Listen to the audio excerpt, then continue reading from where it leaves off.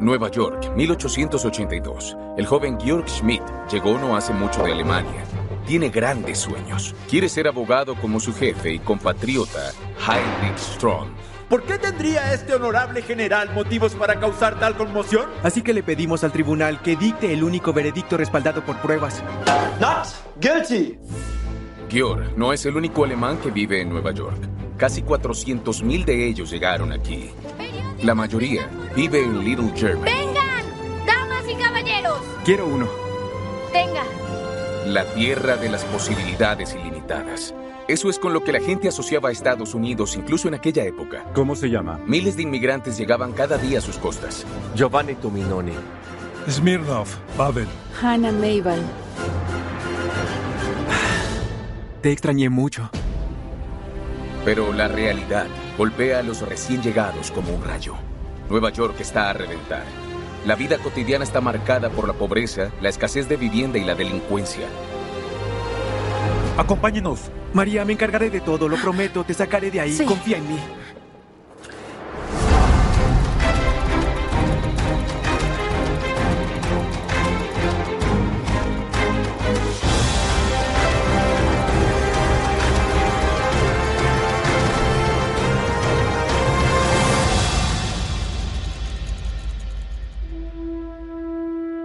...14 de julio de 1882... Estados Unidos de América es todavía un país joven, fundado hace unos 100 años.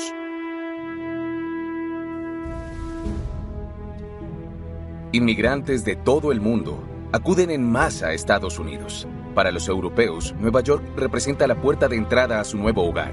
La ciudad tiene el mayor puerto del país.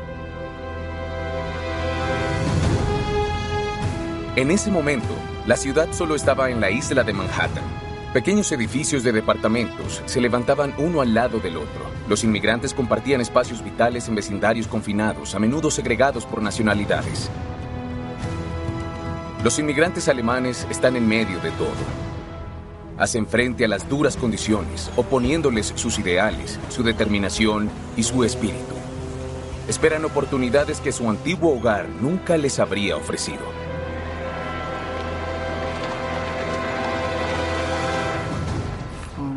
Georg Schmidt de Potsdam es uno de ellos. No durmió mucho anoche. Hoy es un gran día. Habrá un juicio importante en los tribunales y Georg trabajó en sus alegatos finales hasta altas horas de la madrugada. Veamos. El joven asistente jurídico desea desesperadamente impresionar a su jefe con su arduo trabajo. Georg solo puede permitirse ser abogado en Estados Unidos. Aquí no tiene que ir a la universidad. 3 años de formación son suficientes. En Prusia, como tercer hijo, probablemente habría sido funcionario como su padre. Sus padres solo podían pagar la educación superior y universitaria de su hijo mayor. Así que Georg decidió emigrar a Estados Unidos para recibir una mejor educación. Para cierto tipo de inmigrantes europeos, en Estados Unidos, la visión de la libertad política era algo muy atractivo. Más intenso que eso, para la mayoría de los inmigrantes en Estados Unidos en este periodo es la posibilidad económica de construirse una vida y poder mantenerse de una forma que no era posible para la mayoría de los miembros de la clase trabajadora en Europa. Afeitar. A la hora de hacer realidad su sueño, Georg se beneficia de una de sus virtudes más alemanas, la disciplina. Si quiere aprobar el examen de la escuela de Derecho y convertirse en abogado, su inglés tiene que ser perfecto. The towel.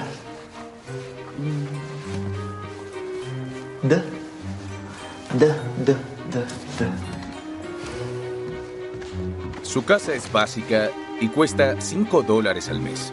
No puede permitirse nada más. Como asistente jurídico gana $50 al mes, justo la mitad de lo que ganan los carpinteros. Y la vida en Nueva York es costosa. Así que le pedimos al tribunal que dicte el único veredicto respaldado por pruebas. Not guilty. ¿Practicando tu inglés otra vez? Lo siento, hoy es un gran día. Lo harás bien, Georg. Gracias. La familia Schulz le subarrienda una habitación a Georg. Ellos también son inmigrantes alemanes y viven en uno de los típicos bloques de departamentos estadounidenses llamados conventillos.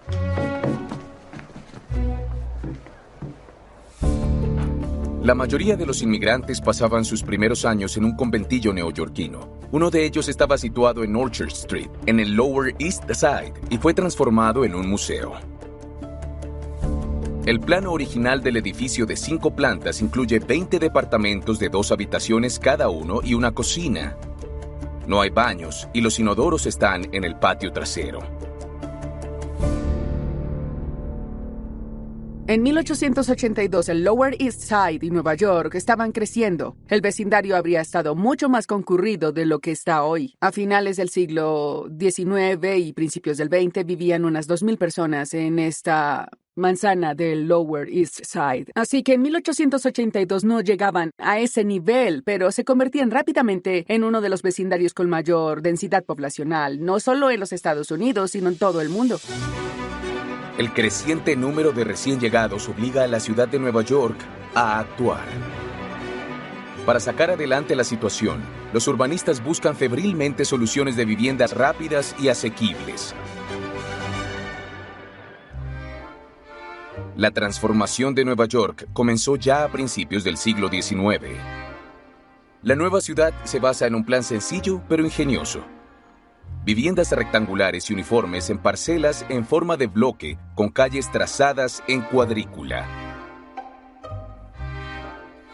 La famosa cuadrícula neoyorquina va tomando forma. Apenas queda espacio para plazas o bulevares de estilo europeo.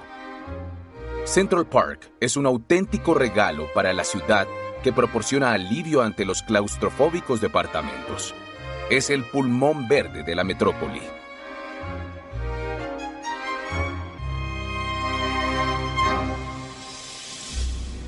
Aunque los edificios construidos apresuradamente son una opción de alojamiento para muchas personas, carecen de comodidades. La sanidad es catastrófica. 100 residentes comparten 4 baños al aire libre.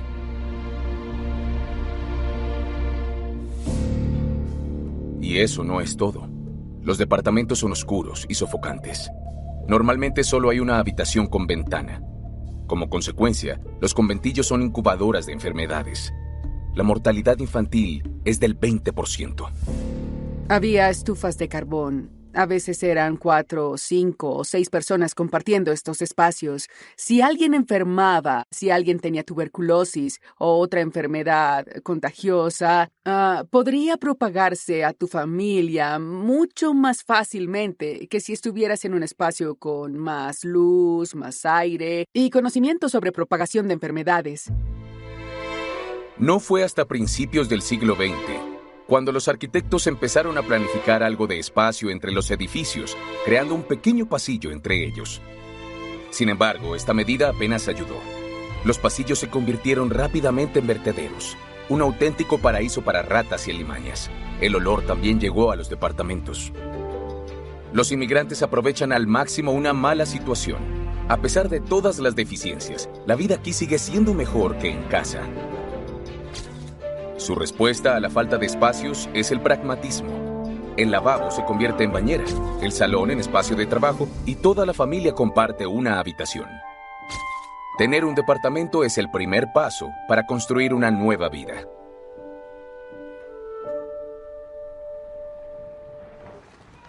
Buenos días a todos. ¡Qué hermoso día! Bueno, prefiero decir húmedo, como siempre. Buenos días, Josh, buenos días. Llevas 5 días aquí y aún no hablas el idioma. ¿Para qué? En nuestro vecindario nadie lo habla. Sí. Y tampoco en las obras, en ninguna parte. Somos alemanes. El único que habla el idioma aquí eres tú. Todo el tiempo. Los Schulz vienen de Westphalia, donde tenían una pequeña granja y apenas llegaban a fin de mes. En Nueva York, la mano de obra del señor Schulz como obrero de construcción es más que bienvenida, y sus opiniones sobre la libertad y la igualdad no suponen ningún problema aquí.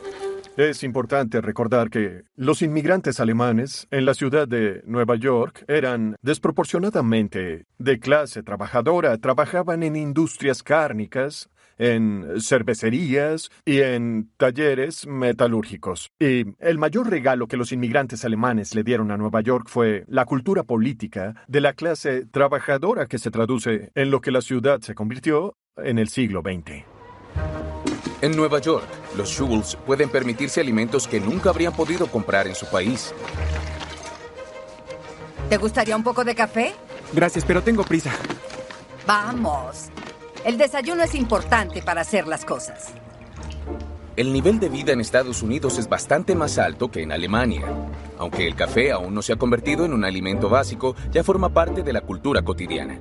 A los inmigrantes les gusta recurrir a los alimentos enlatados porque no necesitan refrigeración y son asequibles. Y para desayunar tienen langosta. Hoy parece un lujo, pero en esa época no era nada fuera de lo común. A finales del siglo XIX en Estados Unidos aún abundaba la naturaleza, había mucho que sacar de la tierra como la carne de venado y también la del mar, como las grandes reservas de pescado que siempre encontrábamos en las regiones costeras, llegaban tantas langostas y ostras a las playas de las afueras de Nueva York que eran casi un alimento para pobres. Tengo que irme ahora. Me reuniré con un testigo que tiene que declarar hoy ante el tribunal. Y después me voy al puerto porque María entra hoy al país. Oh, ¿en serio? No puedo esperar. Sí, claro, te creo. Georg lleva un año esperando este día. Hoy, por fin, su prometida alemana se reunirá con él. Será mejor que traigas flores para tu chica. Sí, señora. Hasta luego.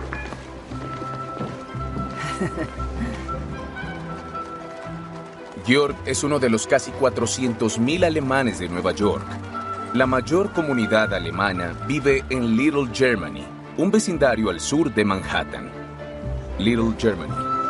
Periódicos de Nueva York. Vengan, damas y caballeros. Vengan, última edición. Vengan. Paseando por Little Germany, Georg casi no ve más que compatriotas alemanes. Es un vecindario de clase media. Los residentes son empleados, artesanos, comerciantes de alimentos. Todos hablan alemán. Oye, yo quiero uno. Claro, tenga. Incluso tienen varios diarios exclusivamente en alemán. Los alemanes en el extranjero viven de forma muy parecida a los alemanes en su país. En 1882, las sociedades de trajes y cantos tradicionales estaban en auge. Pero no todas las tradiciones son bien vistas entre los estadounidenses. El consumo de cerveza de los alemanes es rechazado por los partidarios de la prohibición, pero los alemanes no dejan que nadie se interponga entre ellos y su cerveza. Muchos inmigrantes de Estados Unidos conservan el tipo de tradiciones culturales que aprendieron en sus países de origen y que practican en ellos, y los alemanes no son la excepción. Creo que es importante reconocer que la ciudad está fragmentada como un caleidoscopio, no es una mezcla de culturas.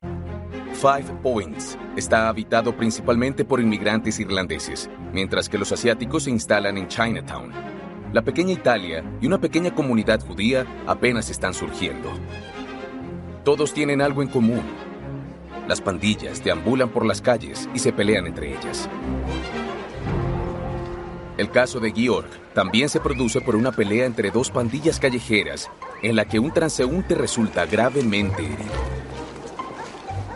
El cliente de Georg es acusado del crimen, pero hay un testigo ocular que puede exonerarlo, aunque es un personaje un poco sospechoso.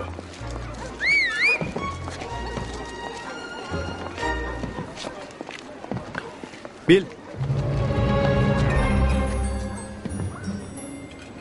Me alegra verte.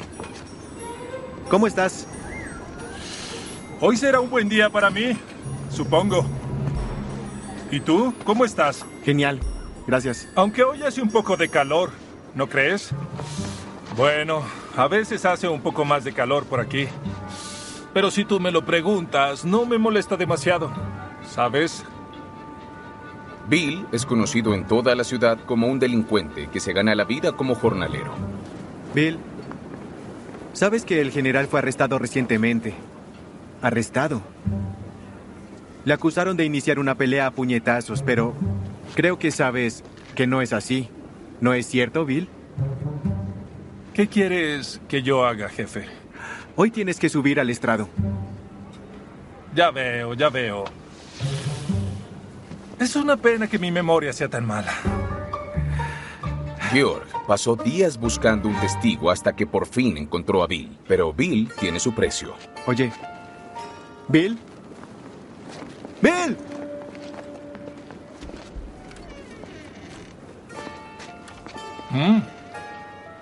Brooks Brothers.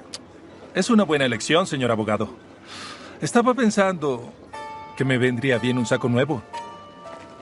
El traje es la posesión más valiosa de Georg. Costó $30, 6 meses de renta. Es un traje listo para usar y, comparado con los trajes a medida, sigue siendo asequible. Brooks Brothers es la primera empresa en vender trajes confeccionados. Se fabrican en serie en el distrito Garment de Nueva York y solo vienen en tallas estándar. Gracias a la invención de la máquina de coser, toda la industria de la moda estadounidense se ha revolucionado.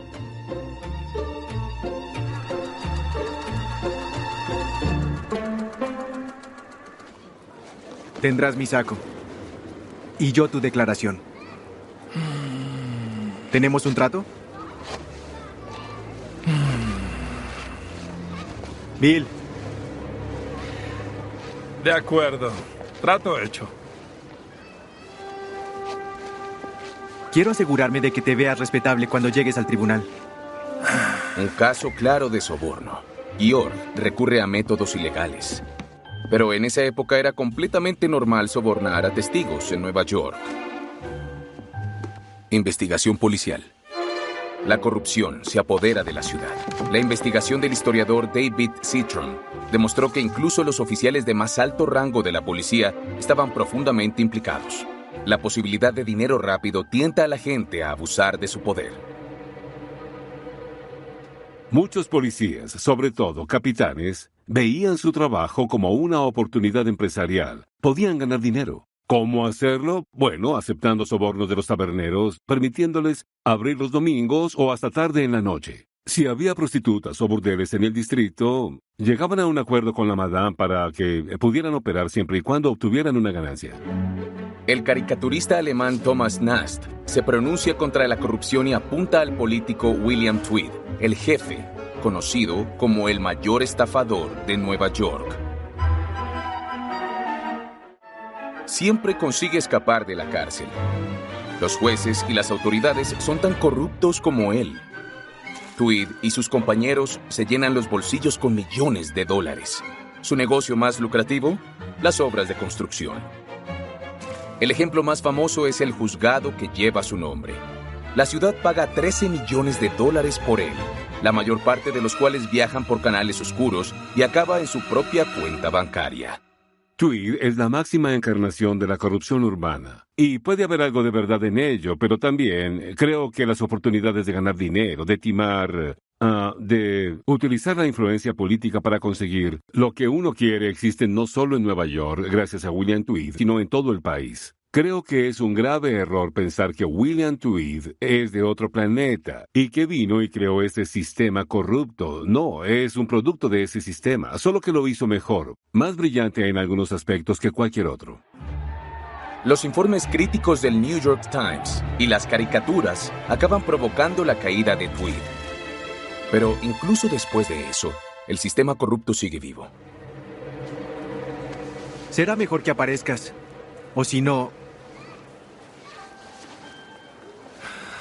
Yo soy un hombre de palabra.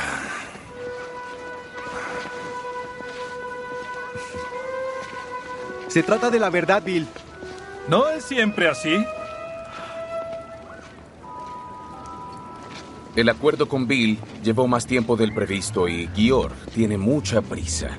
Está ansioso por recibir a su prometida María en el puerto y no quiere llegar tarde.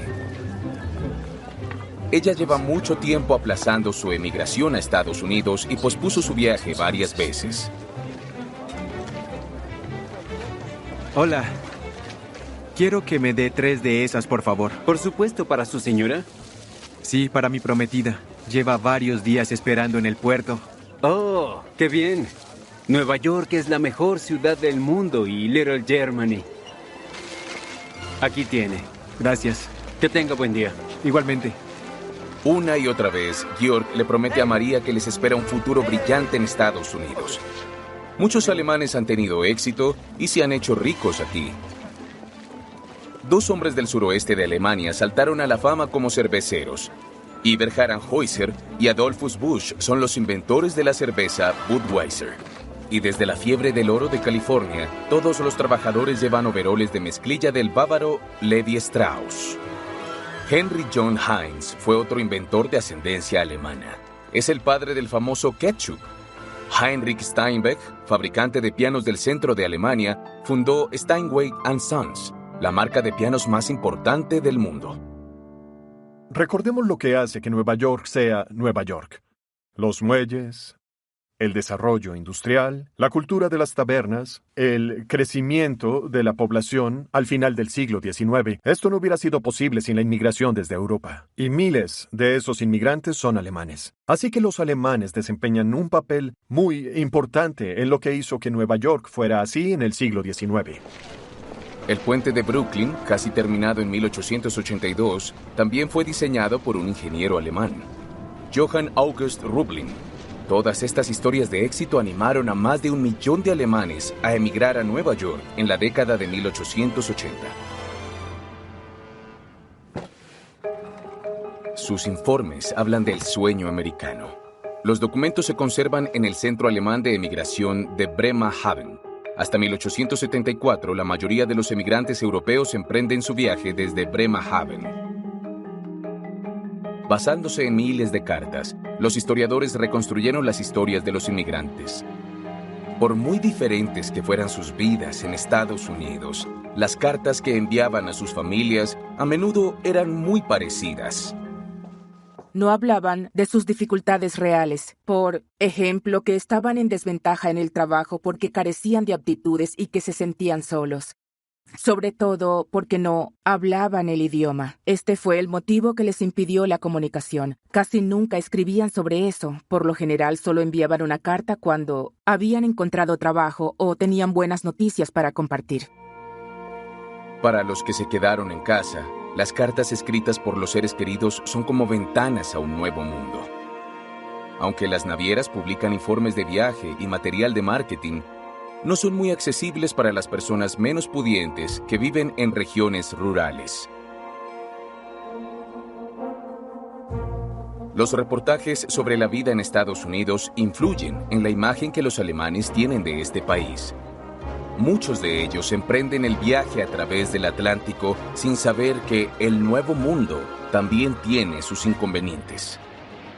El pasaje es el primer reto, y aún mayor en los buques abarrotados con miles de personas. Para alguien que nunca había hecho un gran viaje, y esto se aplicaba a la gran mayoría de los pasajeros, esto era muy emocionante. Veían el mar, veían barcos, esto es algo que nunca habían experimentado. Y además había mucha gente, tenías que cuidar tu equipaje, vigilar a tus hijos, te asegurabas bien de que todo estuviera a bordo. También podía ser una experiencia un poco amenazadora, no tenían ni idea de lo que les esperaba. En la década de 1880, ir de Bremerhaven a Nueva York tomaba unos 14 días. Un billete de tercera clase costaba casi el sueldo de un mes de un obrero. Incluía una cama estrecha en un camarote de gran capacidad mal ventilado en la cubierta de mayordomía. Condiciones extenuantes que millones de personas estaban dispuestas a aceptar con la esperanza de labrarse una vida mejor. En el siglo XIX, Estados Unidos era un lugar distinto para los alemanes. Comparado con el de la década de 1950, el sueño americano tenía otro aspecto totalmente diferente. No era necesariamente la tierra de la libertad, sino la tierra de los empleos y, sobre todo, de las oportunidades, pero de hecho casi nadie sabía a qué atenerse. 2/3 de todos los inmigrantes llegan al puerto de Nueva York y tienen que registrarse en Castle Garden. El centro de registro de inmigrantes de Estados Unidos está situado en un antiguo fuerte en el extremo sur de Manhattan. Castle Garden es la puerta al nuevo mundo.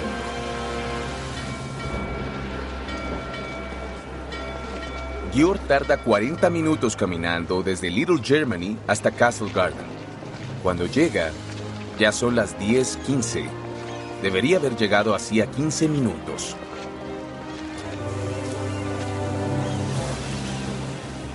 Pero Georg sabe que el proceso de inmigración puede alargarse. Las filas son largas. Hay que verificar las listas de pasajeros. Bienvenida al país. Cada día, Estados Unidos acoge a miles de inmigrantes europeos. Siguiente. ¿Cómo se llama? Hannah Mabel. ¿Cómo se llama? Giovanni Tominoni. Smirnov. Pavel. Smirnov. Está bien. ¿Cuál es su nombre? Ellen Cumin. Cumin. Ah. Bienvenida al país. Merci beaucoup. En 1882, la mayoría de los inmigrantes proceden de Alemania, Irlanda, Austria o Gran Bretaña. Agua. No solo han dado forma a la cultura estadounidense, sino también a su lengua. Muchas palabras como schnitzel, pretzel, Gesundheit o Zeitgeist son en realidad alemanas. Siguiente. María, la prometida de Georg, también espera en la fila para registrarse. Siéntese. Como todos los inmigrantes, tuvo que pasar 2 días en cuarentena. Es la forma que tienen las autoridades de inmigración de reducir el riesgo de enfermedades importadas. Siguiente. María está sana. Superó todos los obstáculos que se interponían entre ella y su nueva vida. No necesita pasaporte para demostrar su identidad. Solo trajo un pequeño bolso con lo más esencial. Su billete solo permite una maleta por persona.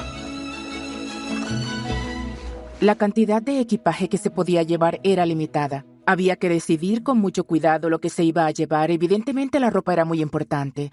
La gente solo llevaba una prenda en la maleta además de lo que llevaban puesto, así que estaban bien por el momento.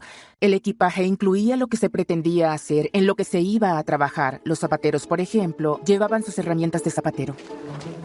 En la América del siglo XIX hay una verdadera escasez de mano de obra cualificada, por lo que los europeos bien formados eran muy solicitados, sobre todo en el sector de la construcción.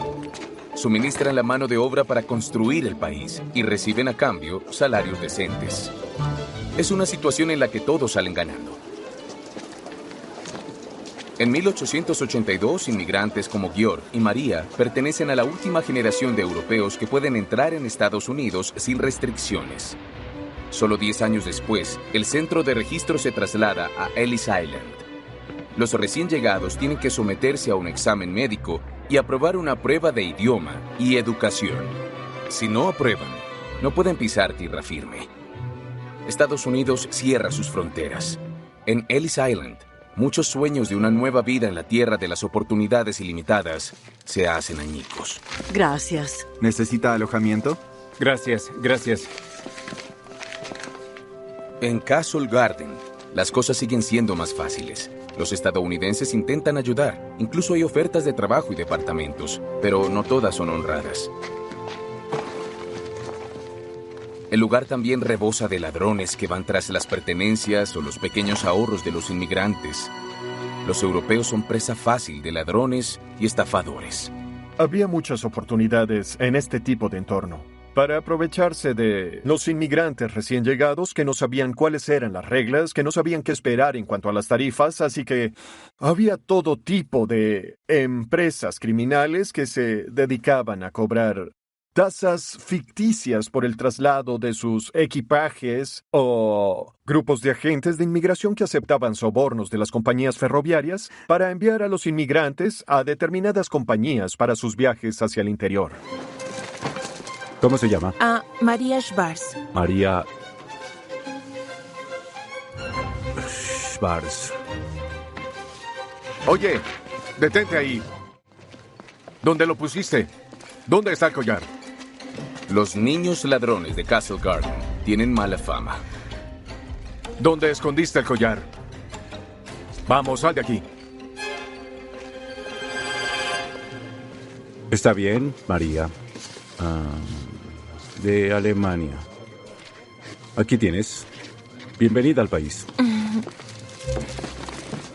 Bienvenida al país. Una vez registrada, María puede solicitar la nacionalidad estadounidense.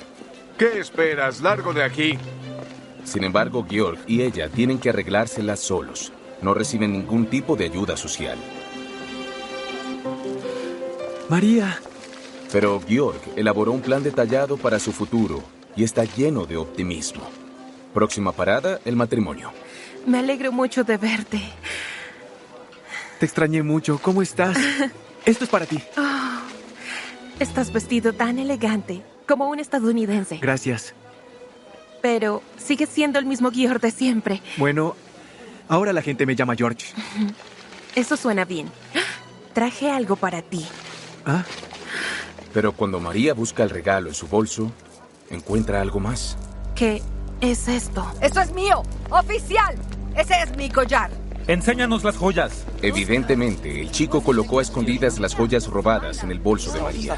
Esto tiene que ser un malentendido. Es mi prometida. Ella nunca se robaría nada, nunca. Acompáñenos. Georg. María, me encargaré de todo, lo prometo. Te sacaré de ahí. Confía en mí. Las cosas no pintan bien para María. Georg tiene que demostrar que las joyas fueron colocadas en el bolso. Mientras la policía se lleva a su prometida al centro de detención apodado The Toms, Georg tiene que ir corriendo a su juicio en el tribunal Tweed. Ambos edificios se encuentran en el Lower East Side. Gracias a Dios, George. Por fin estás aquí. Estaba preocupado porque no aparecías. Disculpe, señor. ¿Qué podría ser más importante hoy? Nada, señor. ¿Tienes un testigo para nosotros? Así es. ¿Y qué va a alegar? Inocente. Lo preparé todo, señor. El acusado, conocido como El General, forma parte de una infame pandilla callejera de Nueva York que no rehúye la violencia. El jefe de Georg, el abogado alemán Heinrich Strom, no quiere enemistarse con ellos, ya que podría significarle problemas. Por favor, todos de pie por el honorable juez Johnson. Vamos a empezar con los juicios de hoy. La defensa solo tiene un as bajo la manga, el testigo ocular de Georg, Bill. La obtención de pruebas es una técnica aún muy reciente, por lo que demostrar la culpabilidad o inocencia de alguien depende principalmente de los testigos que por tanto desempeñan un papel importante. Tienen que decir la verdad ante el tribunal. Buen trabajo, Schmidt. ¿Jura decir la verdad, toda la verdad y nada más que la verdad? Sí, lo juro. ¿Cómo te lo ganaste? Ya veo. Si ganamos, te compraré un saco nuevo. Fue su creencia en la imparcialidad del sistema judicial estadounidense lo que inspiró a Georg a hacerse abogado. Pero si algo le ha enseñado Nueva York, es que solo los que pueden permitirse un buen abogado tienen justicia, y los buenos abogados son costosos. La cuestión de la imparcialidad de la justicia dependía mucho de quién fueras y cuál fuera tu estatus socioeconómico. Sin duda, hubo muchos miles de personas falsamente acusadas y falsamente condenadas, como en otras partes de la vida neoyorquina. Si tenías dinero para salir de un aprieto, eso te ayudaba mucho. Señoría, permítame resumirle el curso de los acontecimientos. Georg aprende mucho cada vez que Strom se levanta para hablar ante el tribunal. Los abogados montan todo un espectáculo. Los hechos neutrales no siempre son el centro de sus estrategias. Se centran en tocar la fibra sensible del jurado y apelar a sus emociones. ¿Por qué demonios tendría este honorable general aquí presente motivos para causar tal conmoción? Para que los alegatos finales tengan éxito, los abogados no solo tienen que conocer la ley, sino también las sentencias de otros casos, la llamada jurisprudencia. Y no es el juez quien decide, sino el jurado quien acuerda un veredicto. 12 ciudadanos, elegidos al azar, sin conocimientos jurídicos previos, votan sobre la justicia y la injusticia. ¿Qué demonios tendría? Es una norma pionera en la jurisdicción estadounidense que incluso está consagrada en la Constitución de Estados Unidos.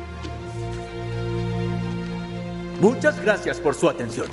El inconveniente de un jurado es que llegar a un veredicto puede llevar mucho tiempo, porque decidan lo que decidan, la decisión tiene que ser unánime. Miembros del jurado, ¿cuál es su veredicto? Inocente. Se levanta la sesión. Las muchas noches sin dormir han valido la pena. El alegato final y la declaración de los testigos dieron lugar a un veredicto de inocencia. Te felicito. Serás un gran abogado un día. Estoy seguro de eso. Georg ganó su caso, pero solo podrá trabajar por su cuenta como abogado cuando haya aprobado el examen de derecho. Will, ¿puedes decirme cuándo está prevista la audiencia para la fianza de Maries Bars? Las audiencias bajo fianza eran una novedad en Estados Unidos. Si los sospechosos pagan una cantidad de dinero, se les permite esperar el juicio en libertad. Oh, por Dios, no es hoy. Muchos de los inmigrantes de los Estados Unidos no estaban familiarizados con el sistema de finanzas como funcionaban en los tribunales de Nueva York, y aún hoy es controvertido. La idea de que se pueda pagar dinero para salir de la cárcel mientras está acusado es algo que habría sido bastante extraño para muchos inmigrantes de Nueva York. Ah, aquí. La audiencia de fianza es mañana a las 2, encabezada por el juez Sheffield. No, Sheffield. El juez encargado es conocido por pedir fianzas elevadas. No hay normas sobre la cuantía de la fianza. Solo tiene que ser adecuada y corresponde exclusivamente al tribunal decidir qué significa eso.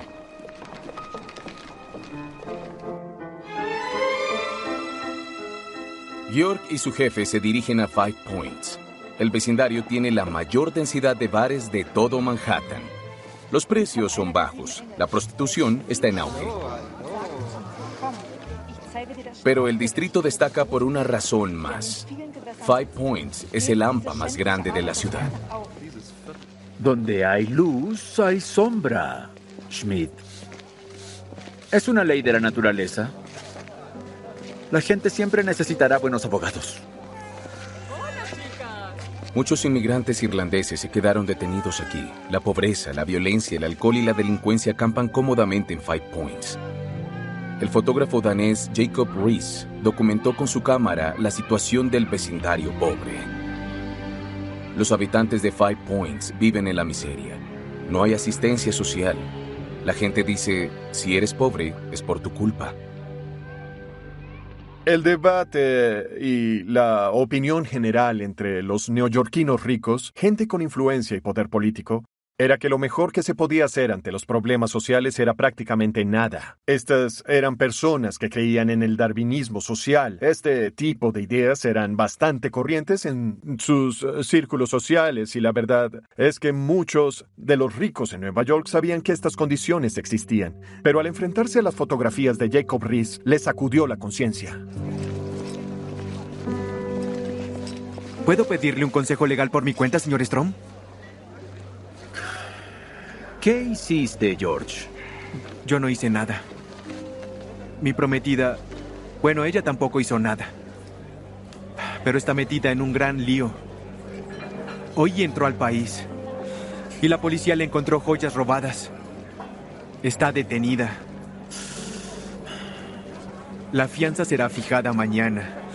Y será el juez Sheffield de entre todos. ¿Puedo hacer algo?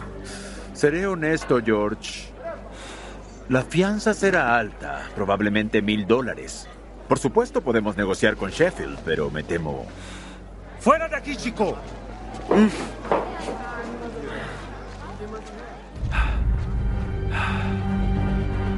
Tiene que ser un malentendido. Un minuto. Ya vuelvo. Oye, tú. Espera. Tú. Para. Georg reconoció al chico. Fue a él a quien el oficial casi lleva a la cárcel esta mañana. No hice nada. Hablas alemán. Te vi en el puerto hoy. Pusiste joyas en el bolso de la joven, ¿verdad? Porque la policía estaba atrás de ti. El chico es uno de los muchos niños ladrones que roban por encargo de las grandes pandillas de Nueva York. Se llevan todo lo que puede volver a venderse. Hey, ¿para quién trabajas? No lo diré.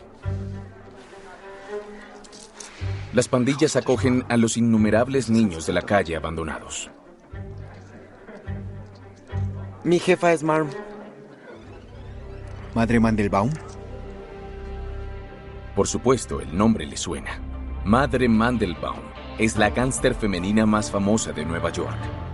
Fue una de las primeras mujeres jefas del crimen organizado. La reina de los ladrones, así la llamaban. Hoy en día, casi nadie sabe quién es. Frederica Mandelbaum es una genio del camuflaje que lleva a cabo sus negocios ilegales desde y en habitaciones traseras secretas de su casa. Muchos de los bares del Bajo Manhattan también se utilizaban como puntos de encuentro. Cuando la alemana de Kassel llegó a Nueva York en 1850, no tenía ni siquiera un céntimo. Llegó de Alemania sin nada, se hizo famosa, rica y conocida, y fue capaz de construir un imperio de la nada, una versión del sueño americano. Mandelbaum se abrió camino en cuestión de pocos años, de vendedora ambulante a una de las mayores delincuentes de Nueva York y a la primera mujer multimillonaria del país. Se dice que movió bienes robados por un valor total de $10 millones. Nunca fue castigada por sus crímenes. La jefa de la banda empleó a un enorme ejército de carteristas, ladrones, estafadores y ladrones de cajas fuertes que pagaron por ella.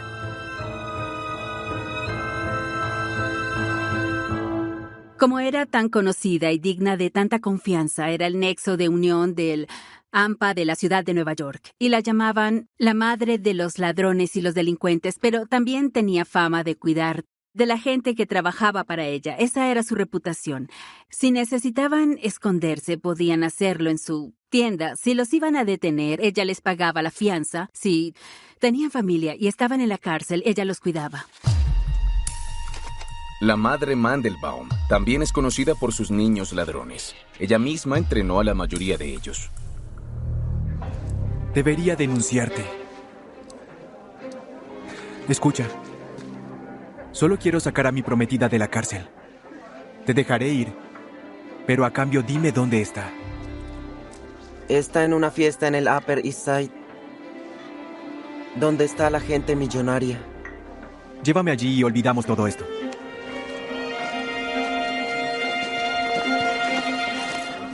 Nueva York no es solo una ciudad de millonarios, es la ciudad de los millonarios en ese periodo de la historia. Y parte de lo que la hacía tan atractiva era la oportunidad de mejorar, expandir su negocio y maximizar su fortuna.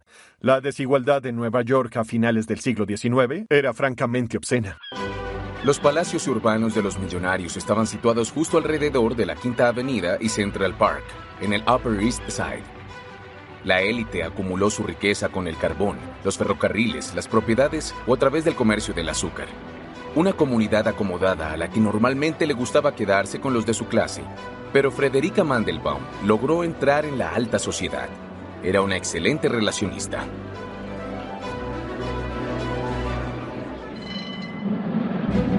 Los tranvías unen el lujoso Upper East Side en el norte con los vecindarios más pobres del sur de la ciudad. El billete solo cuesta unos céntimos, al alcance de casi todo el mundo. Georg y el protegido de Mandelbaum se suben también a un tranvía para ganar tiempo. El tranvía los lleva desde los suburbios hasta el Upper East Side, donde la gran dama de Lampa asiste a la fiesta de un rico industrial. Cuando llegan a las 7, la clase alta de Nueva York está de fiesta. Georg conoce muy bien muchas de las caras. Todos los que son alguien están aquí.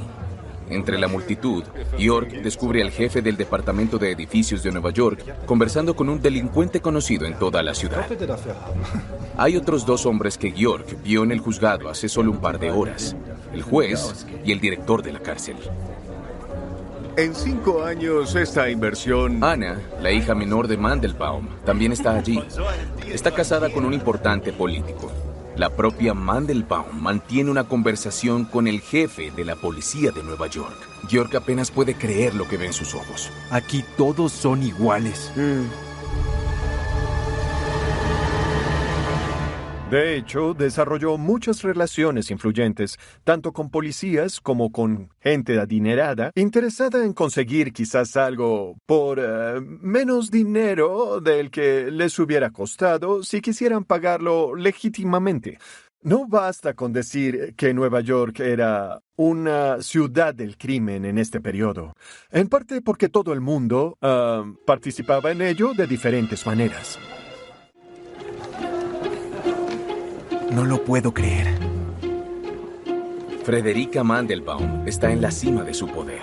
Es la reina del AMPA y cuenta con una amplia red de contactos que la conectan con los mejores círculos. Amenazarla con denunciar al chico con la guardia por robo resulta inútil.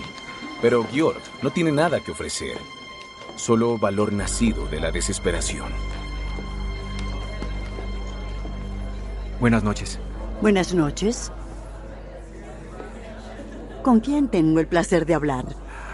Me llamo Georg Schmidt. Trabajo para el bufete Strom. ¿Strom? La gente habla hoy de su victoria.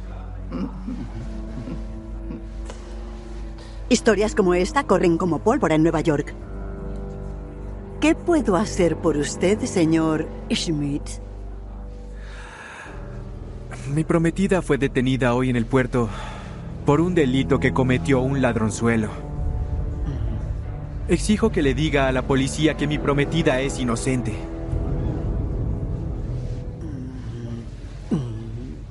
¿Exige? No, claro que no. Solo le pido que por favor no destruya nuestra vida juntos antes de que siquiera haya empezado.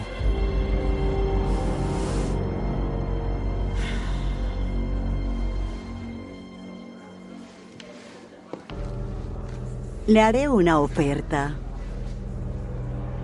Si acepta, hablaré bien de su prometida con las autoridades. De eso puede estar seguro. Puede confiar plenamente en mi palabra. No se arrepentirá. ¿Qué es lo que quiere? Como sabrá, empleo a algunos abogados y me gustaría que trabajara para mí. Faltan 2 años para mi examen de Derecho. Usted es quien tiene prisa. Yo no. Apruebe su examen y entonces empezará a trabajar para mí. El primer trabajo será gratis. Y después de eso, le pagaré una tarifa. Y pago muy bien.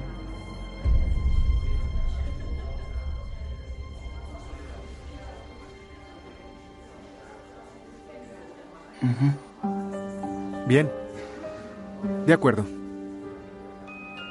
Una decisión acertada para su futuro. ¿Y ahora me disculpa? Un pacto con el diablo. Georg aprendió la lección. Nueva York es dura. E incluso en Estados Unidos, la justicia y la equidad solo existen sobre el papel.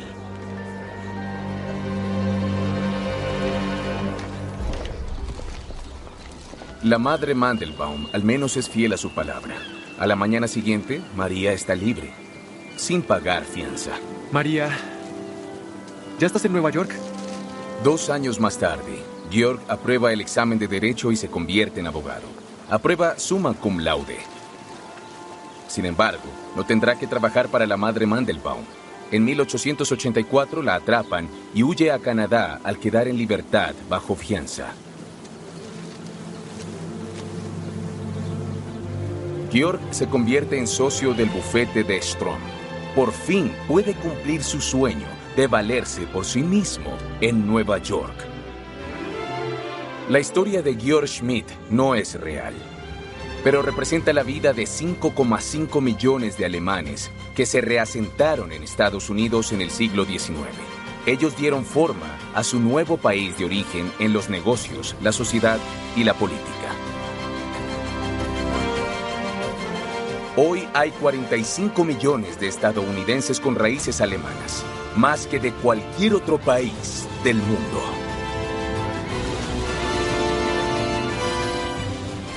Un día en Nueva York, en 1882.